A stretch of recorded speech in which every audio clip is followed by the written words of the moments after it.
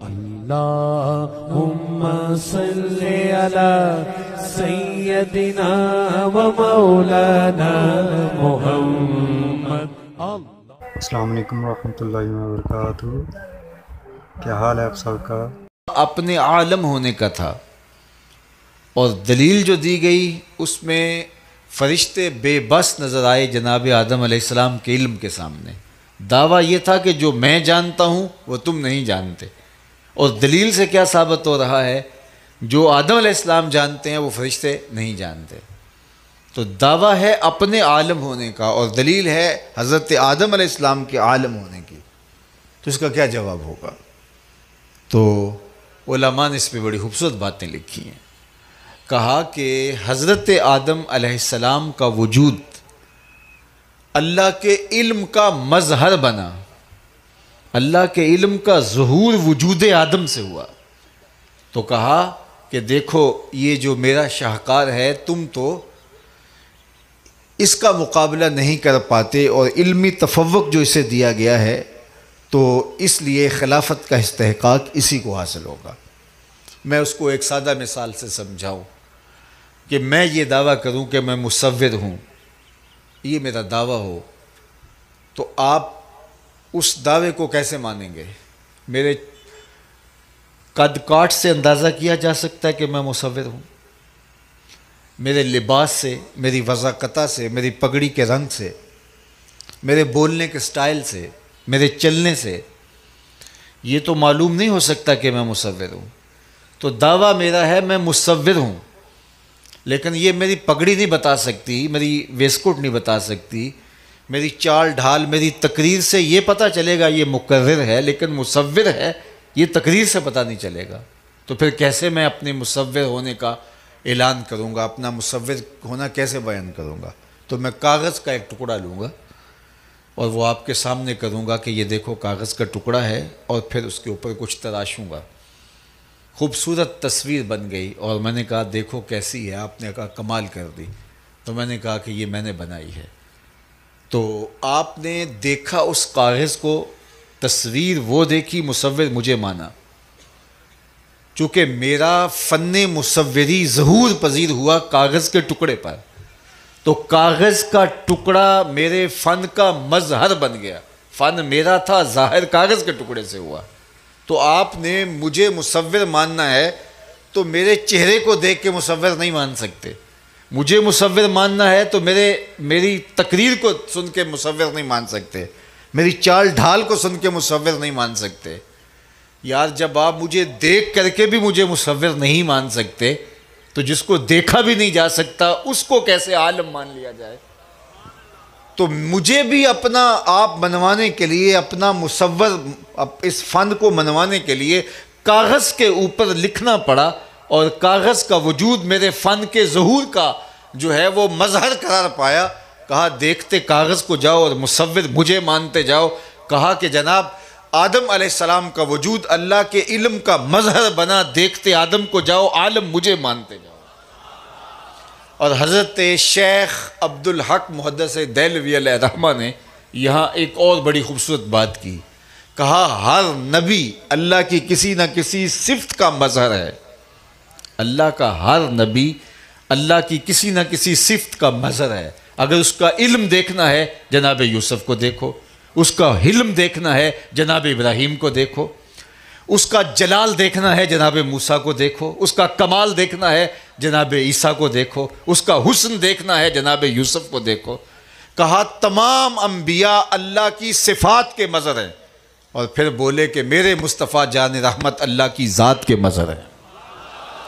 اللہ اکبر. سر سے لے کر پاؤں تک تنویر ہی تنویر ہے، جیسے منہ سے بولتا قرآن وہ تفسیر ہے. سوچتی ہے دنیا مصطفیٰ کو دیکھ کر وہ مصور کیسا ہوگا جس کی یہ تصویر ہے. تو آدم علیہ السلام کا تفوق فرشتوں کے اوپر جو ثابت ہوا وہ حضرت آدم علیہ السلام کا اشیاء کا نام جاننا. تو انسانی شرف اور انسانی عظمت کا ظہور علم کی وجہ سے ہوا. تو آپ نے فرمایا کہ انسان کے لیے فصل ممیز جو مشارکات سے اس کو چیز ممتاز کرتی ہے وہ نطق نہیں ہے، وہ علم ہے. علم کی وجہ سے انسان اپنے مشارکات سے ممتاز ہوا۔ اللہ اکبر۔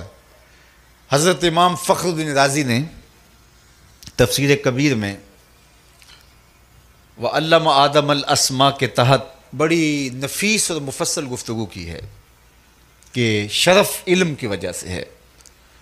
تو انہوں نے بہت باتیں لکھی، ان میں سے ایک بات وہ کہتے ہیں کہ انسان تو انسان رہا اور سیکھ جائے تو وہ فرشتوں سے بھی برتر ہو جاتا ہے، لیکن انسان تو انسان ہے، وہ کتا جو سکھلا دیا جائے اور شکار کر کے لائے اس کا مارا ہوا مردار نہیں ہوتا، حلال اور طیب ہوتا ہے، اور جو دوسرا کتا لے کے آئے وہ مردار ہوتا ہے۔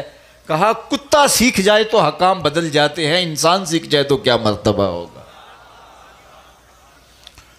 قرآن مجید میں سورہ النمل اٹھائیے۔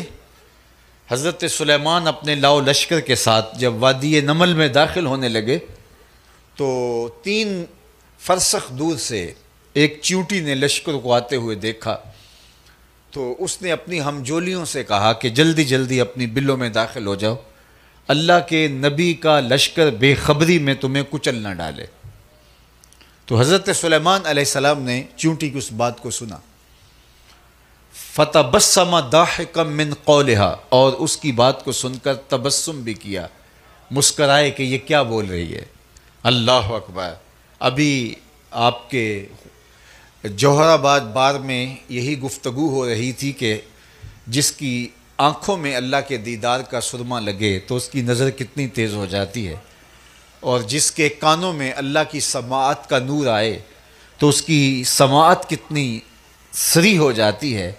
اب یہاں منظر دیکھیے کہ 3 فرسخ دور سے، 9 میل دور سے، 15 کلومیٹر دور سے حضرت سلیمان علیہ السلام نے چیونٹی کی آواز کو سنا۔ اللہ اکبر۔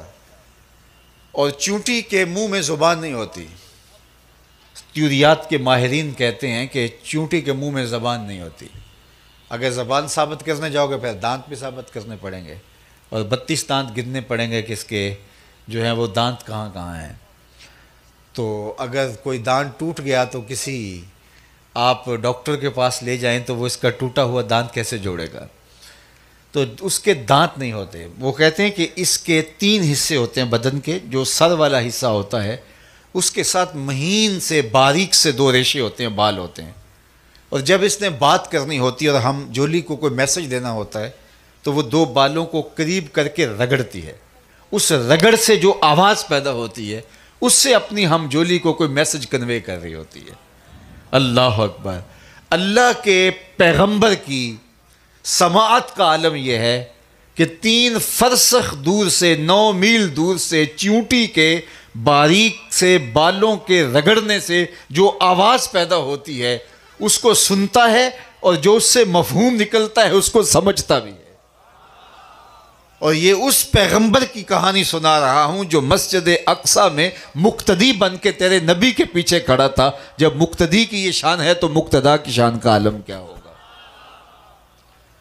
تو چیونٹی نے جو بات کی، یہ کوئی آپ نہیں کہہ سکتے کہ یہ حدیث ضعیف ہے، یہ قرآن ہے۔ فَتَبَسَّمَ ضَاحِكًا مِّن قَوْلِهَا، اس کی بات کو سن کر حضرت سلیمان ہنسنے لگے، اور اس نے کیا کہا تھا؟ جلدی جلدی اپنی بلوں میں داخل ہو جاؤ، اللہ کے نبی کا لشکر بے خبری میں تمہیں کچل نہ ڈالے۔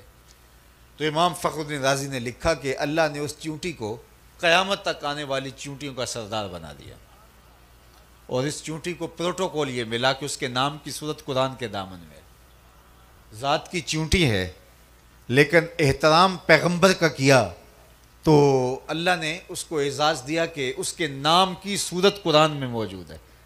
اللہ اکبر۔ اس کے نام کی صورت، یار ذات کا تو کتا بھی ہو، ذات کا کتا بھی ہو، لیکن اللہ کے ولیوں کے سنگ لگ جائے اور اصحاب کہف کی غار کے دھانے پر بازوؤں کو پھیلا کے بیٹھ جائے تو رب اس کے بیٹھنے کی حیت کو بیان کرتا ہے۔ وَقَلْبُهُمْ بَاسِطٌ ذِرَاعَيْهِ بِالْوَسِيطِ، ان کا کتا غار کے دھانے پہ بازوؤں کو پھیلا کے بیٹھا ہے۔ یا اللہ، قرآن تو حرف حرف ہدایت ہے، لفظ لفظ ہدایت ہے۔ کتے کے بیٹھنے کے سٹائل کو، اس کی حیت جلوس کو، اس کی سٹنگ کے انداز کو قرآن نے بیان کیا ہے، تو اس میں ہمارے لیے کیا ہدایت ہے؟ کتے کے بیٹھنے کے انداز کو قرآن نے بیان کیا ہے، بازوؤں کو پھیلا کے کتا بیٹھا ہے.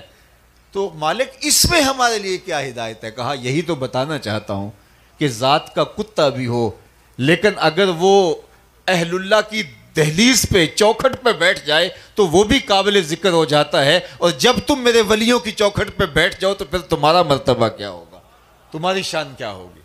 اب اس چونٹی کے نام سے قرآن میں صورت موجود ہے، النمل. تو امام رازی کہتے ہیں قیامت تک اس چونٹی کو سردار بنا دیا گیا. کیوں؟ اس کی وجہ یہ فرمایا کہ اس چونٹی نے کہا کہ جلدی جلدی اپنی بلوں میں داخل ہو جاؤ، اللہ کے نبی کا لشکر بے خبری میں، عدم توجہی میں تمہیں کچل نہ ڈالے. وہ چونٹی جانتی تھی کہ اللہ کے نبی کی صحبت میں رہنے والا لشکر، اللہ کے نبی کی تربیت میں رہنے والا لشکر جان بوجھ کر ننھی جان کو بھی ضائع نہیں کر سکتا. اگر تم کچلی جاتی ہو تو اس کا مطلب یہ ہے عدم التفات ہوگا، ان کی توجہ نہیں ہوگی، وہ اپنے دھیان میں جا رہے ہوں گے اور تمہاری طرف توجہ نہیں ہو پائے گی، تم کچلی جاؤ گی. اس نے یہ جو کہا کہ عدم توجہ کی وجہ سے تم کچلی جاؤ گی، تو وہ جانتی تھی کہ پیغمبر کی صحبت کا نتیجہ یہ ہے کہ ننھی جان کو بھی ضائع نہیں کیا جا سکتا. اس علم کی وجہ سے اس کو باقی چونٹیوں کا سردار بنا دیا گیا. اور اگر آپ کی توجہ ہو تو یہاں رک کے ایک جملہ اور بھی کہنا چاہتا ہوں، اور وہ یہ، ایک چونٹی بھی جانتی تھی کہ پیغمبر کی صحبت پانے والا لشکر جان بوجھ کر ننھی جان کو بھی ضائع نہیں کر سکتا. اور جو اپنے بدن سے بم باندھ کر کے انسانوں کے ہجوم میں گھس جائے اور پھر پھٹ جائے اور چھوٹے چھوٹے بچوں کے جسم کے لوتھڑے دیواروں سے چپک جائیں اور پھر وہ سینے پہ ہاتھ رکھ کے ذمہ داریوں قبول کرتے پھریں کہ یہ ہم نے کارنامہ سر انجام دیا ہے، وہ پیغمبر کا لشکر نہیں ہو سکتا، شیطان کا لشکر ہو سکتا ہے. پیغمبر کا لشکر جان بوجھ کر ننھی جان کو بھی ضائع نہیں کرتا. یہ علم چونٹی کو بھی تھا اور اس علم کی وجہ سے اس کو باقی چونٹیوں کا سردار بنا دیا گیا. تو انسانیت کا شرف علم کی وجہ سے ہے، علم سے انسان ممتاز ہوتا ہے. اس لیے سیدنا علی المرتضیٰ فرماتے ہیں ہم اللہ کی تقسیم پہ راضی ہو گئے، اس نے جاہلوں کو مال اور ہمیں علم کی دولت سے مالا مال کر دیا. تو علم کا نور نصیب کیا جانا، علم کا چراغاں عطا ہو جانا، یہ زندگی کا بانکپن ہے، زندگی کا عروج ہے اور زندگی کا افتخار ہے. تو میرے اور آپ کے آقا مولا نے اس پہ ناز کیا، انما بعثت معلما، میں معلم بنا کر مبعوث کیا گیا ہوں. آقا کریم علیہ السلام نے فرمایا کہ صبح اس حال میں کر کہ تو عالم ہو، اور اگر یہ حالت نہیں ہے تو علم سیکھنے والا ہو، اور اگر یہ بھی نہیں ہے تو علماء کے پاس بیٹھنے والا ہو، اور اگر یہ بھی نہیں ہے تو ان کے ساتھ محبت کرنے والا ہو. فرمایا پانچواں نہ بننا ہلاک ہو جائے گا. یا تو خود عالم بن جا، اگر یہ فرصت نہیں ہے تو پھر طالب علم بن جا، سیکھنے لگ جا. ساری زندگی سیکھنا چاہیے. علماء نے لکھا کہ اگر کسی شخص کو پتہ چل جائے کہ میری زندگی بہت تھوڑی رہ گئی ہے، چند سانسیں باقی ہیں، آج کل وہ ڈاکٹر بتا دیتے ہیں کہ کینسر اس سٹیج پہ چلا گیا ہے کہ اب تمہارے بچنے کی ظاہری امید تو کوئی نہیں رہی، اللہ چاہے تو لمبی زندگی بھی دے دے لیکن ظاہری اسباب منقطع ہو گئے، یہ چند دن کی کہانی ہے، پھر تیری زندگی سمٹ جائے گی. تو اگر کسی کو سزائے موت ہو جاتی ہے تو بچ جائے تو اللہ کی مرضی، ورنہ ظاہری سبب تو یہ ہے کہ فلاں دن اس کو پھانسی دے دیا جائے گا. کسی کو کسی وجہ سے پتہ چل جائے کہ میری زندگی کے دن بہت تھوڑے رہ گئے ہیں تو وہ کیا کرے؟ نیکیاں بہت ساری ہیں، اب زندگی تھوڑی سی رہ گئی ہے. تو علماء نے کہا کہ وہ علم سیکھنے لگ جائے. اس کے لیے سب سے افضل وظیفہ طلب علم ہے. اور ایک حدیث پاک میں آتا ہے جو اس حالت میں انتقال کر گیا کہ وہ طالب علم تھا، قیامت کے دن اس کے اور پیغمبروں کے درمیان صرف ایک درجے کا فرق ہوگا. اللہ اکبر. تو علم سیکھنے کی ہمیں ترغیب دی گئی ہے. تو کہا یا تو عالم بن جا یا پھر طالب علم بن جا، سیکھنے لگ جا. اللہ اکبر. طالب علم کے پاؤں تلے اللہ کے نورانی فرشتے پر بچھاتے ہیں. جب وہ علم سیکھنے کے لیے گھر سے چلتا ہے فرشتوں کے نورانی پر بچھ جاتے ہیں. یہ پروٹوکول ہے رضن لطالب العلم، عالم دین کی، طالب علم کی عزت افزائی کے لیے، اس کے پروٹوکول کے لیے، اس کی تکریم کے لیے. یہاں کوئی کسی کے لیے کتنے قالین بچھا لیتا ہوگا. مختلف ممالک کے صدور آتے ہیں تو چلو کوئی آدھا کلومیٹر سرخ قالین بچھا لیتا ہوگا، کوئی اس سے کم بچھا لیتا ہوگا، اور وہ بھی ٹینٹ سروس والوں سے پرانے سے قالین ہوتے ہیں، وہ بچھا لیے، چلو کسی نے نئے بھی ڈال لیے تو آدھا کلومیٹر، لیکن 300 میل سے بھی طالب علم چلا ہے، اللہ اکبر، اس کے پاؤں تلے اللہ کے نورانی فرشتوں کے مقدس پر بچ جاتے ہیں۔ اللہ اکبر، کتنا بڑا اعزاز ہے، کتنی بڑی عزت افزائی ہے، کتنا بڑا پروٹوکول ہے۔ تو کہا یا عالم بن جا یا علم دین سیکھنے والا بن جا۔ اللہ اکبر، یہ طالب علم جو دین سیکھتے ہیں اللہ رسول کو بہت محبوب ہوتے ہیں۔ ہمارے تاریخ فرشتہ میں ایک بڑا خوبصورت واقعہ لکھا ہے کہ سلطان محمود غزنوی کے ذہن میں 3 شکوک اٹھتے تھے۔ ایک یہ کہ العلماء ورثۃ الانبیاء، یہ جو کہا گیا علماء نبیوں کے وارث ہیں، وہ کہتا تھا اتنا بڑا اعزاز کیسے کہ نبیوں کے وارث ہیں؟ تو یہ کہیں اپنی مدح میں علماء نے یہ حدیث خود تو نہیں گھڑ رکھی۔ اور ایک شک اسے یہ بھی ہوتا تھا کہ قیامت کے حوالے سے کبھی سوال اٹھتا تھا اس کے ذہن میں۔ اور تیسرا، میرا والد سلطان سبکتگین ہے یا کوئی اور، یہ بھی اس کے ذہن میں ایک وسوسہ پیدا ہوتا تھا۔ اس کو کسی نے کہا تھا کہ تو لے پالک ہے۔ تو یہ 3 شکوک اس کے خانہ ذہن میں کلبلاتے تھے۔ ایک دن بادشاہ اپنے محل سے باہر نکلا اور خادم سونے کی شمع دان لیے آگے آگے چل رہے تھے کہ اچانک اس نے ایک منظر دیکھا کہ ایک مدرسہ ہے اور اس کی چھوٹی چھوٹی 4 دیواری ہے اور وہاں طالب علم پڑھتے ہیں۔ مدرسے کی لالٹین میں تیل نہیں ہے، اور جب وہ سبق بھولتے ہیں تو قریب جلتے ہوئے گیس کی روشنی میں جو ایک دکاندار کی دکان پر جل رہا تھا وہاں آتے ہیں، سبق دیکھتے ہیں، دہراتے ہیں، پھر چلے جاتے ہیں۔ بادشاہ نے پہلی مرتبہ علم دین کے لیے یہ تڑپ دیکھی طلباء کی، اس کا دل پسیج گیا۔ قریب آیا تو وہ شمع دان ان طلباء کے سپرد کر دیا کہ لو تم جو ہے وہ یہاں۔ تو طالب علم خوش ہو گئے، اللہ کے رسول بھی راضی ہو گئے۔ بادشاہ واپس آیا، پلٹا، سویا، مقدر جاگے، حضور کا دیدار نصیب ہوا۔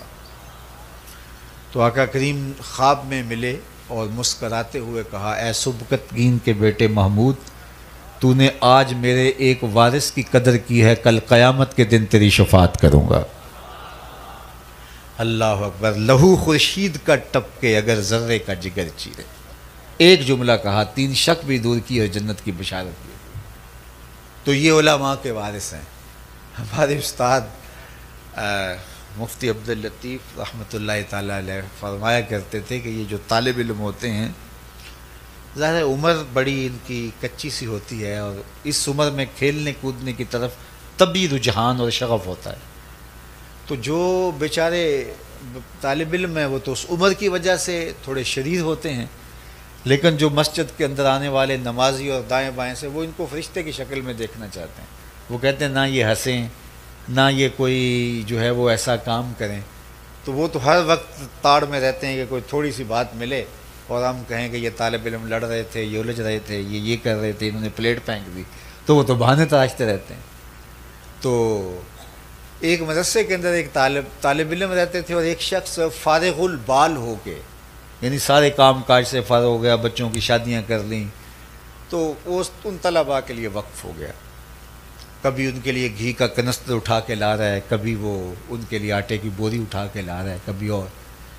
تو طالب علم اس عمر کے ہوتے ہیں تو انہوں نے اس کا نام رکھ دیا حمار، گدھا۔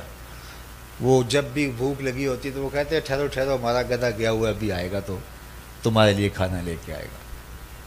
تو ایک دن اسے کسی نے بتا دیا کہ یہ تجھے گدھا کہتے ہیں اور تو ان کی خدمتیں کرتا ہے۔ اس کو بڑا غصہ آیا کہ میں ان کی خدمت کروں اور یہ مجھے گدھا کہیں، حمار کہیں۔ غصے سے وہ واپس گھر چلا گیا کہ میں نہیں کرتا کچھ۔ رات کو سویا تو قیامت کا منظر جاگا۔ دیکھتا کیا ہے کہ وہ طالب علم ہیں اور ان کو جنت کا حکم ہوتا ہے، لیکن وہ ضد کرتے ہیں ہم نے نہیں جانا جب تک ہمارا گدھا نہیں جائے گا، ہم نے جنت میں نہیں جانا جب تک ہمارا گدھا نہیں جائے گا۔ یہ اٹھا اور پھر واپس آ گیا، کہا تو مجھے حمار کہو، گدھا کہو، کھوتا کہو، میں نوکری تمہاری ہی کروں گا، اس لیے کہ تم اللہ رسول کے پیارے ہو۔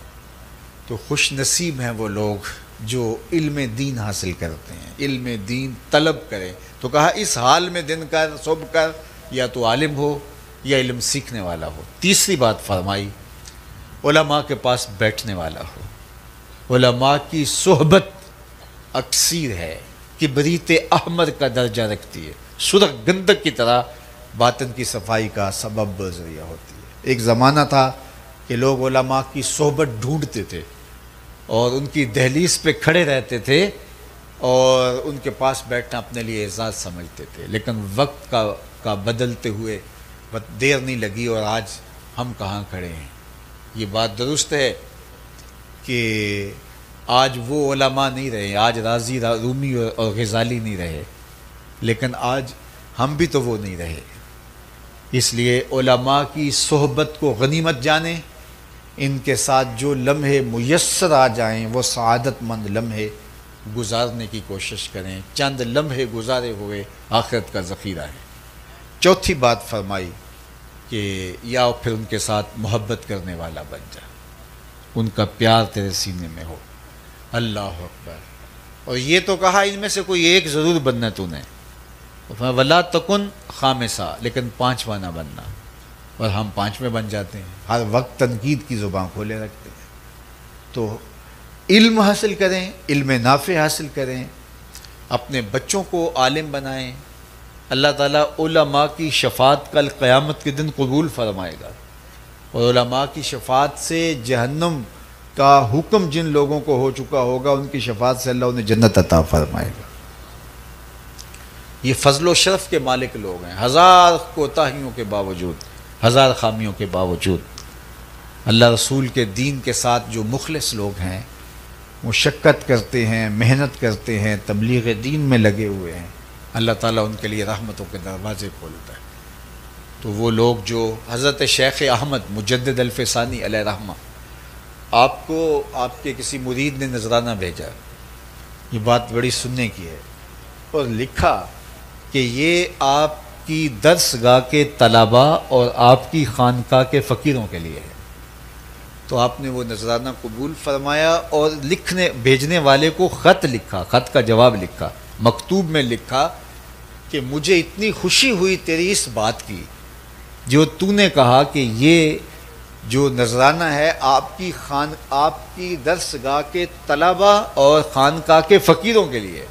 تو مجھے اس بات سے خوشی ہوئی کہ تو نے درس گاہ کے طلباء کا ذکر خانقاہ کے فقیروں سے مقدم کیا ہے اور تو نے ان کو پہلے رکھا ہے، اور مجھے اس بات کی مسرت ہوئی اور میں تجھے خاص طور پہ جو ہے اس پہ داد دیتا ہوں، تحسین کرتا ہوں. اور حضرت مجدد الفسانی ایک دوسرے مقام پہ لکھتے ہیں کہ دیگر مدات میں خلوص کے ساتھ اللہ کی راہ میں جو دیگر مدات ہیں ان میں لاکھوں روپے خرچ کرنے سے اعانت دین کے لیے ایک دانگ خرچ کرنا افضل ہے. یعنی ایک ٹگا خرچ کیا جائے جس سے دین کو تقویت ملتی ہو، اور دوسری طرف بھی نیکی کے لیے صدقات کیے جائیں، اور وہ لاکھوں روپے ایک طرف اور اعانت دین کے لیے خرچ کیا گیا ایک طرف، تو یہ ایک دانگ بھی لاکھوں سے افضل ہوگا. اور اگر لاکھوں افضل ہوں کہ خرچ کیے جائیں تو پھر کتنا فضل و شرف ہوگا. تو یہ درس گاہ جو آپ کے ہاں بنائی جا رہی ہے، اس کے ساتھ آپ یوں کھڑے ہوں کہ یہ جو ہے وہ سالوں میں نہیں مہینوں میں یہ اپنے تکمیل کے مراحل کو طے کرتی ہوئی منزل آشنا ہو. اور یہاں مجھے قلبی فرحت ہوئی، ایک تو بڑی کشادہ اور بہت صاف صاف آب و ہوا یہاں دکھ رہی ہے، اور پھر برلب سڑک ہے. عمومی طور پہ درس گاہوں کے اندر جو ہے وہ جانے آنے کی سہولیات جو ہے وہ نہ ہو تو مشکلات بہت پیش آتی ہیں. تو یہ برلب سڑک، یہ خوبصورت ادارہ جہاں تعلیم و تعلم کا مرکز بنے گا، وہاں بہت سارے لوگوں کے لیے ترغیب کا ذریعہ بھی ہوگا. تو میں اپنے ان دوستوں کو مبارکباد پیش کرتا ہوں، آپ سب لوگوں کو بصمیم قلب مبارکباد پیش کرتا ہوں کہ آپ لوگ تشریف لائے، اس موقع پہ حوصلہ افزائی کی اور سنگ بنیاد کے مرحلے پر شامل ہو کر کے اس موقع کو آپ نے جو ہے وہ تاریخی موقع کو جو ہے وہ اپنے دل و دماغ کے اندر سمویا. انشاءاللہ جلد تعمیر کے مراحل سے گزر کے یہ جگہ تکمیل کی منزل تک پہنچے گی، اور میں اللہ کی بارگاہ میں آپ سارے لوگوں کی پرخلوص آمین کے ساتھ دعا گو ہوں کہ اللہ وہ وقت جلد نصیب فرما کہ آج ہم سنگ بنیاد رکھنے آئے ہیں، وہ وقت آئے کہ ہم سب جمع ہو رہے ہوں اور اس کی آخری اینٹ لگا رہے ہوں اور یہ تعمیر کے مرحلات سے گزرے۔ اللہ ان لوگوں کو، ان ہمارے دوستوں کو جنہوں نے اس قطع ارضی کو وقف کیا اور اس کے وقف کا ذریعہ بنے، دام درہم سخن میں شریک ہوئے اور آئندہ مرحلات میں شریک ہوں گے، بلکہ میری دعا تو ان لوگوں کے لیے بھی ہے جو اس سڑک سے گزرتے ہوئے اس مرکز کو محبت کی نظر سے دیکھ بھی لیں گے، اللہ ان کو بھی جزا عطا فرمائے اور بہتر صلہ دے۔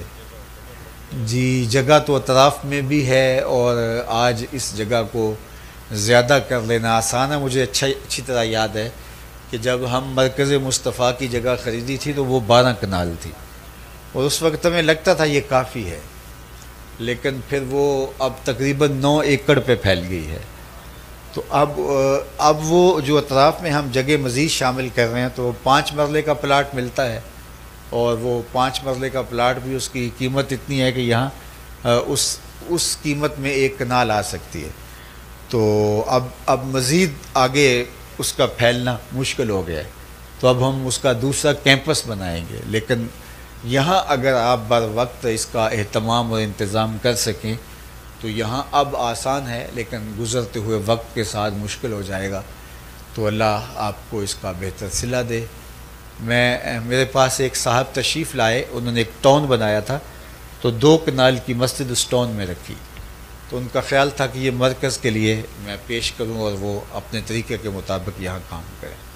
تو جو ہی وہ مرکز میں داخل ہوئے تو مرکز کو بنا ہوا دیکھا تو انہوں نے کہا کہ میرے تک پہنچتے تو انہوں نے کہا کہ میں نے یہ طے کر لیا ہے کہ جس طرح کا یہ مرکز بنا ہے میں نے اسی طرح کا بنانا ہے۔